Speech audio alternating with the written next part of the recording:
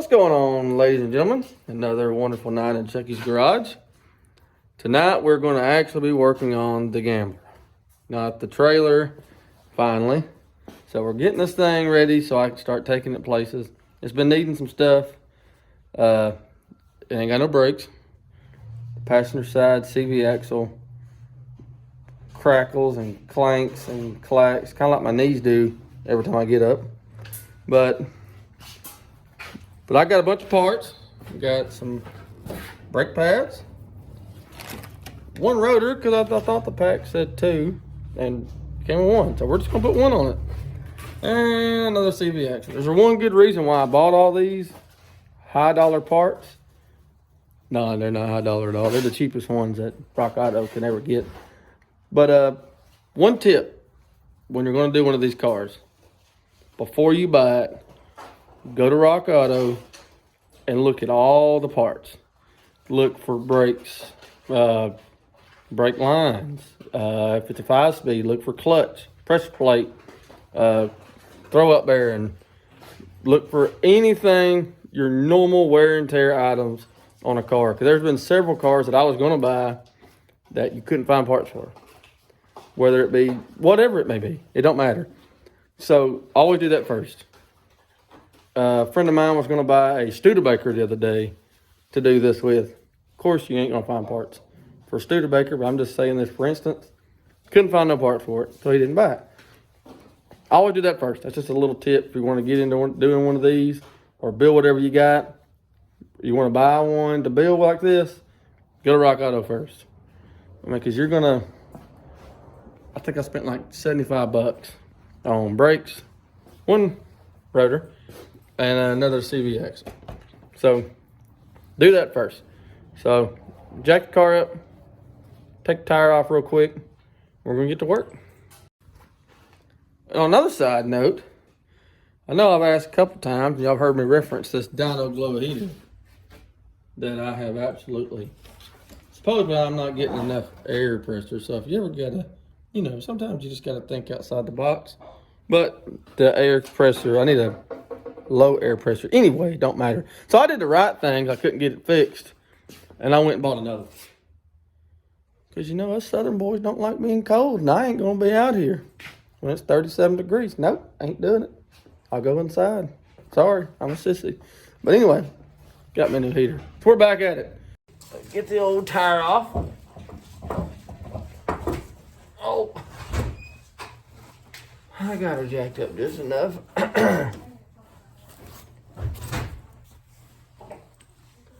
So, when you get the tire close, I'm sorry, let me get this tire situated. And you got the caliper, I'll get y'all in here real good and close. So I'll see what I do. So here's your caliper, here's your rotor, and inside here you see the piston.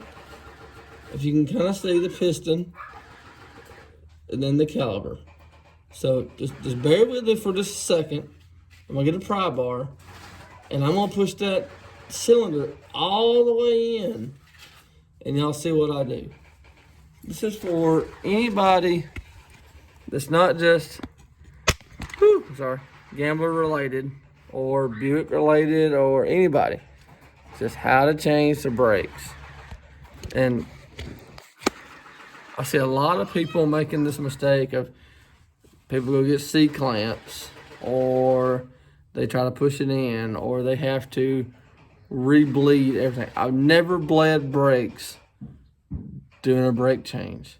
And this Buick definitely needs it. The rotor on this side seems pretty okay.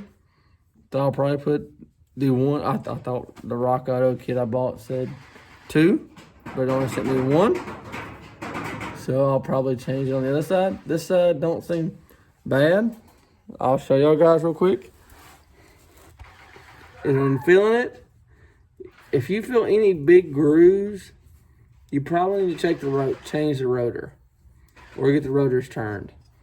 This one doesn't seem bad at all. Like, there's not a lot of grooves in it at all, especially for the application that we're using this vehicle in. Doesn't seem bad. So let me get a pry bar, and I will quickly show y'all what to do. Hold on a second. So right there. Stay tuned.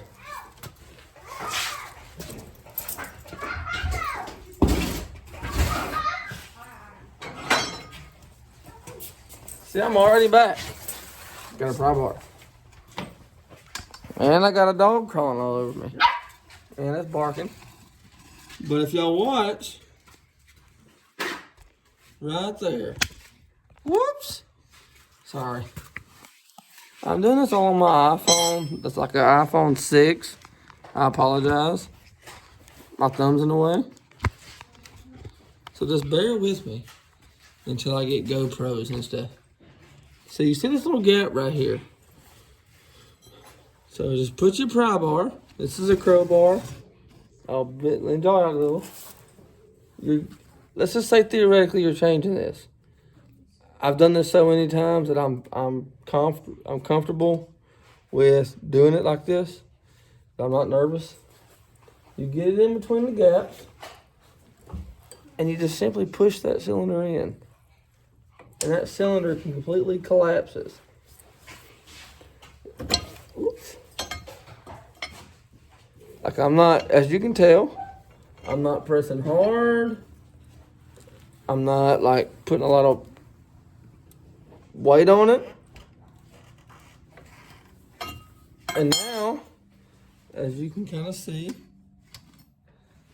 that cylinder on the brake caliper is all the way in.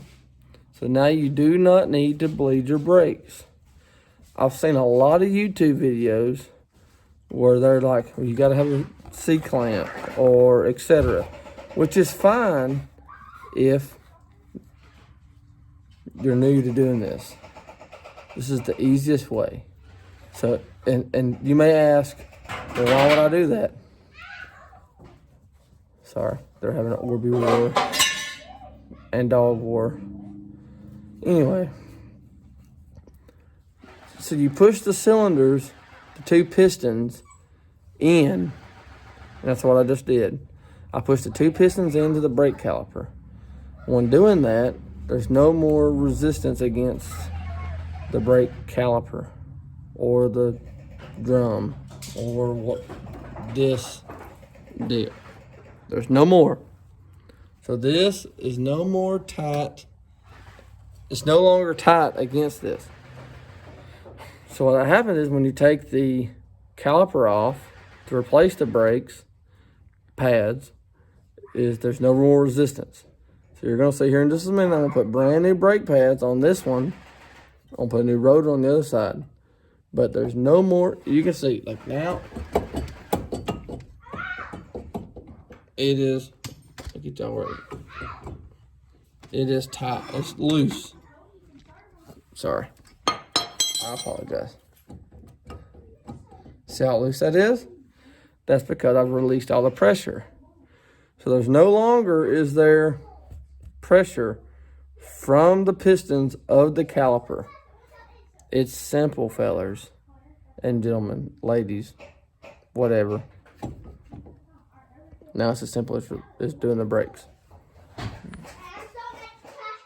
So I'll show you that here in just a second. All right, so as you'll see, I break these loose. And I done broke them loose, I ain't gonna lie to you. I broke them loose, which isn't hard, which is a 15 or 5/8.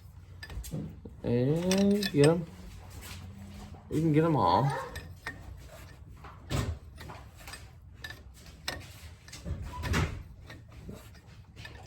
Which is not hard. You ain't gotta break the main that holds the caliper onto the spindle. You don't have to do that. Changing brakes can be easily done.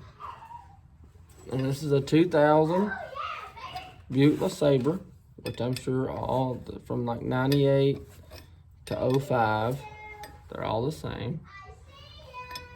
So it's not complicated.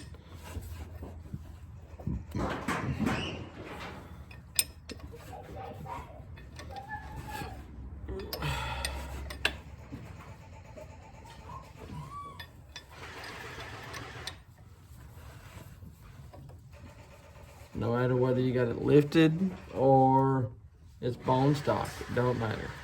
Where mine is lifted and it's highly modified, it don't matter. These brakes are just standard. That's the dog that my son got. His name is Nugget.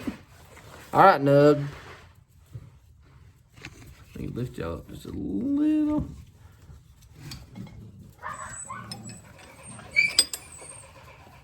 I got 2 dogs for my son for Christmas. Their names are Nug and Tater, because his favorite thing at McDonald's is chicken nuggets, taters, and french fries. So Nug and Tater. So they pull them out like this. That's the top. Now we're gonna pull the bottom out now. Yet again, like you're just simply just making that piston on your caliper go all the way in with a pry bar, screwdriver. It doesn't matter as long as you get it all the way in. I've learned that a pry bar is way simpler, or a tire iron, which is what I used with a tire iron.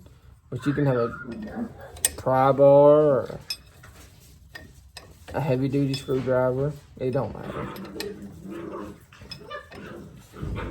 And I'll show you whenever I get this caliper off that the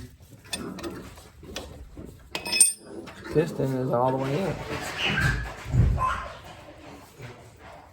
I'm sorry if it's loud. I got 2 dogs fighting. My nephew and son having an Orby World, or they're going crazy.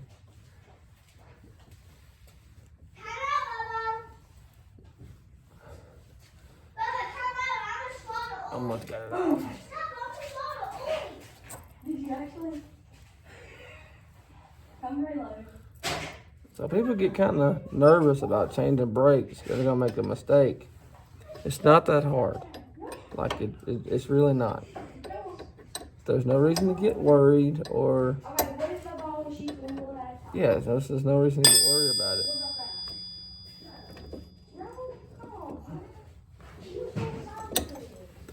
You take 2 of these out. That holds the caliper on.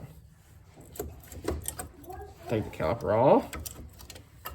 So now, as you can see, the piston is all the way in. Just set it aside.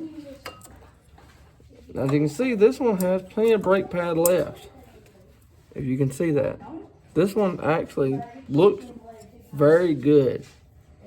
Like, I would not have changed this one. But I guess it's the passenger side that's squeaking so bad. So that tells me other things. But we're not going to worry about that right now. So now that I got it all the way off, I'll go ahead and change it. Now I'm going to save these because I'm on the trail and I break one, bust one, whatever. But I have new ones right here. Yet again, go to Rock Auto. Put these in, brand new ones.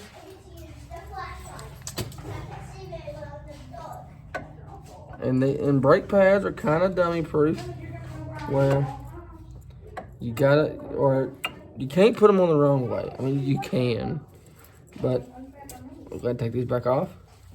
This goes against the rotor. The metal goes against the drum. The drum of the piston on the caliper.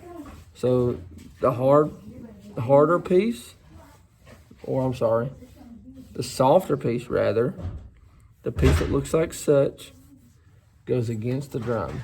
And as you can tell, I easily put it on. As you can see, it's brand new on the caliper. Rotor. It is on the rotor. Now that I've pressed this all the way up with it simply goes right back on. And you're gonna have these little, let me show you, these little rubber boots. You're gonna have to press those with your fingers to get them back on. I'll press it and press it. And it will simply go right back on. It is fairly simple. Bam. There you go. It's right back on. And so it's easy. You gotta make sure they're straight and all that good stuff. The bottom is there. Put the bottom bolt in. Now, if you didn't do all the stuff that I did prior, as far as pushing that cylinder in on the caliper, you'd have a lot more difficult time. You'd have to bleed, or if you took the bleeder off, there's another dog. What's up, Nug? No Nugget, doing the brakes on the good old Gambler. Top bolt. And that little rubber piece, see, it just goes right in. So you don't, brakes may be intimidating to some. But as you can tell in this short video, that it's pretty simple. Where you don't have to be so cautious or worried about doing them. You can do them yourself. And you know, I've had guys at work that talk about paying $400+ doing brakes, or paying someone to do brakes. And as you can see, and we're going to the rotor on the other side, which is this part, which is here. And that is not hard to change at all either. There's my son. I'm back with my OB gun, trying to destroy my cousin. He's 13 years old. I destroyed him in the next round with this gun. I absolutely annihilated him. Annihilated him. This gun. With that gun. But he You got extra ammo. and he gets a bottle of bullets now. So yeah, so they're annihilating each other with Orby guns while I'm doing brakes. For you that have kids, you know what I'm talking about, which is great. I'm glad my son loved to be on my channel. I wouldn't want to do it without him. So anyway, back to the brakes. I just simply tighten up these two bolts that I took out. And you'll have to pump your brakes a couple of times because I put that cylinder all the way in for my brakes. So that's no big deal. But Hunter has something else to tell you. What you got, Hunter? I was just going to tell my dad something quick. What are you gonna tell me? I was going to ask what is that little black tape? The little black tape. Yeah. Electric tape. I'll find that for you real fast. Not the ones that hurt, but the one I put my hand before. Oh yeah? I wrapped it around like a glove. You wanna wrap electric tape around your hand like a glove? But not the kind that hurt, the one I That's used. the stupidest thing you've ever come up with. I'll be right back. Alright, so for No Name Nationals, I gotta make this thing less Gamblerified. And if anybody don't know about the Gambler 500, that's what this car was built for. But to go down the drag strip and the safety of everybody else, which I'm 100% on board with. So I gotta make this thing more track worthy. Hence the reason I'm doing brakes, etc. You can see inside here, this will get fixed. I don't have the parts on the way. This is the tie rod. It will never tighten up. So what I did was, I put the bolts on the bottom, and I filled the bottom full of weld. Which is not ideal for what going on the track is. Now for me off-roading, where 99.99% of the time, there's nobody ever else around me, I'm okay with that. The tie rod end comes off. It may not be right, but I'm fine with it because I'm 99.999% of the time, I'm not talking by myself, but I'm the first one or the second one or the third one going through something and there's no one around. With that being said, with somebody being across from me on a drag strip, on the application that this car was built for, that will be fixed. Because the last thing I want to do is hurt somebody across the track.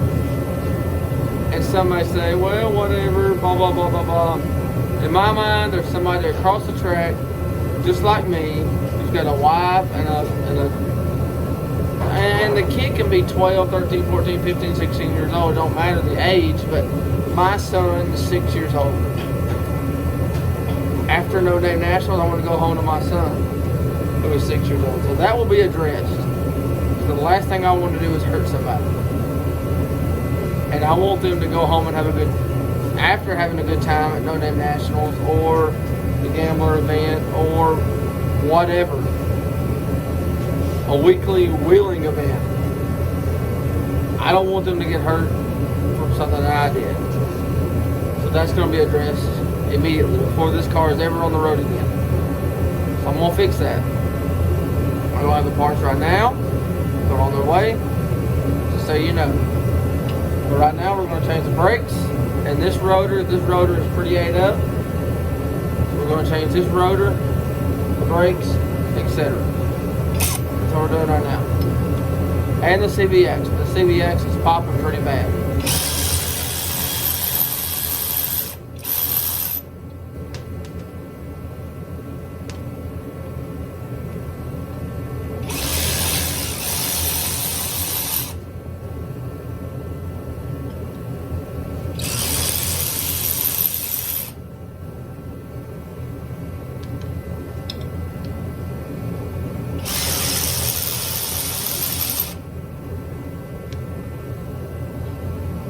Spacer.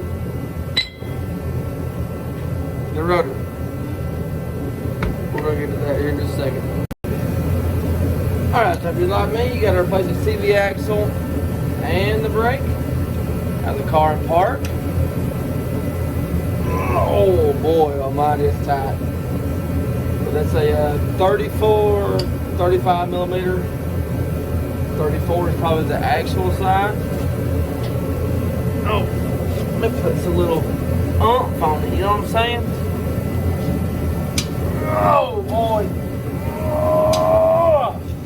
Woo. Go ahead and tell you that joker's tight. I don't know who tied this, that was me.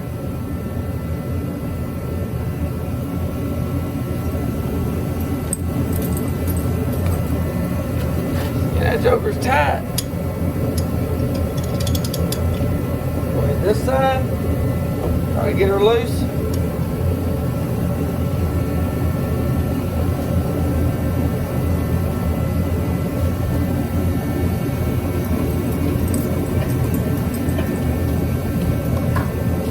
Alright, she don't want to come off the old-fashioned way. We'll give me a pry bar or a cheater wrench. Put it on there. Let's see what she does. Let's see what happens.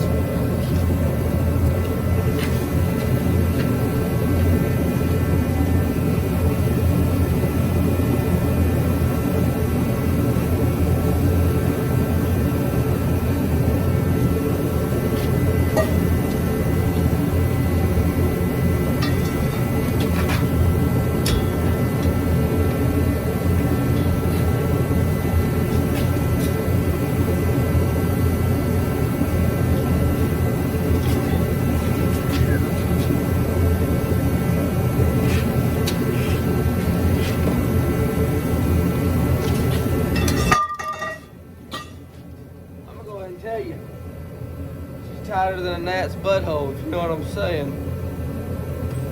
So this thing has been submerged in water, mud, gunk, everything else. Let me get some good old PB blaster. I'll PB blast this. While I'm doing that, I'm gonna break these two bolts loose right here. Knock them out while this is soaking. So give me 2 minutes, 2 seconds, 20 seconds. I don't know how long. I'll be right back. But I don't have the camera editing thing down pat. So you're gonna have to wait just a second. But I'll promise I'm gonna be like super quick. Stay there. Don't you exit out of this video. Hold on.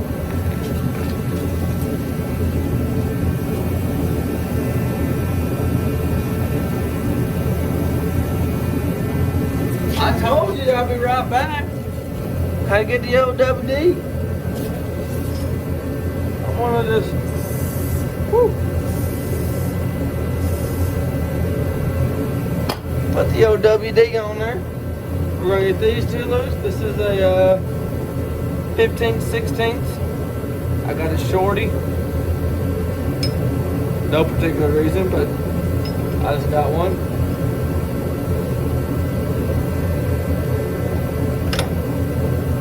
Those are real good and snug.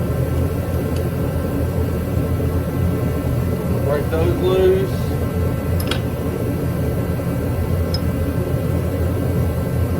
I had to replace a lot of CVXs on this car. And for some weird reason, it's always the driver's side. Passenger side, sorry. Get them loose. Get the old beater, aka hammer. Knock those pins through. And yep, get a beater. We'll get those knocked. Two of those, or one of those knocked out. And then we'll, hold on. Don't leave the video. In like 2 seconds. You're never going to not see me. Hold on.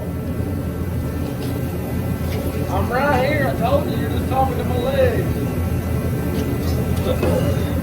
Oh. I apologize if it's a little loud. That's the new heater.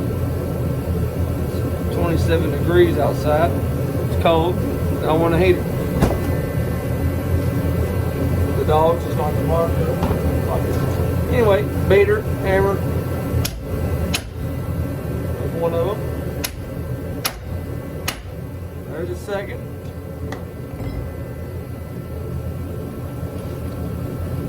There's that one. And it's a little bit more.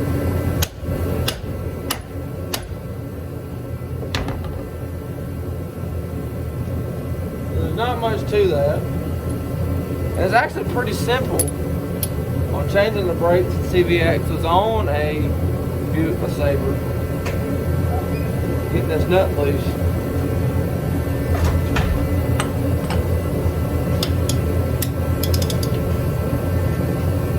Get the old beater here.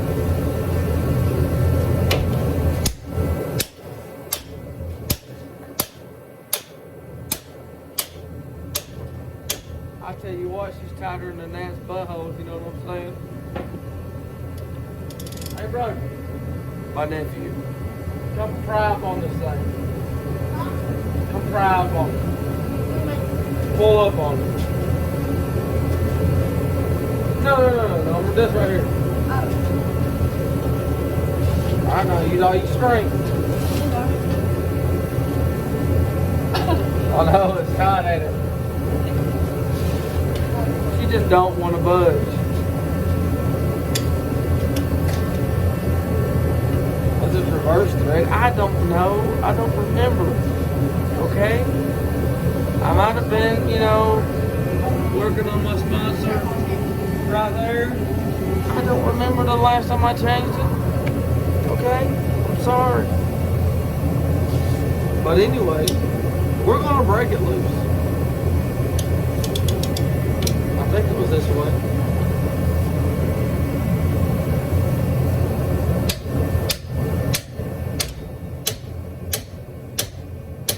It don't want to go.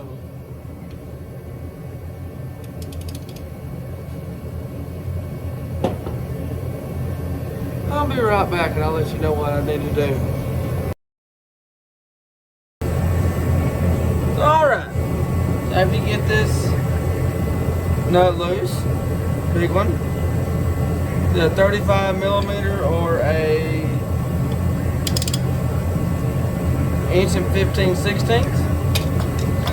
get these two big nuts out, which are also a 15/16. Pop these out. They're gonna look like such. And they got a big nut that goes on them, like so. Break these loose. Pop this spindle loose from the shock housing. Big hammer. Knock them loose. This is for the CV action.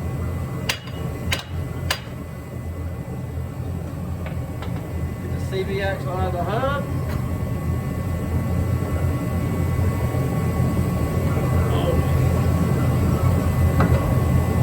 Which I got now.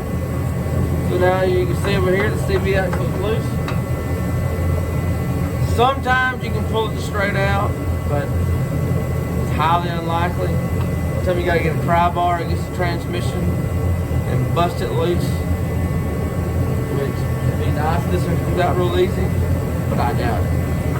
We're gonna give it a go. Yeah, I don't want to come out. Pry bar time.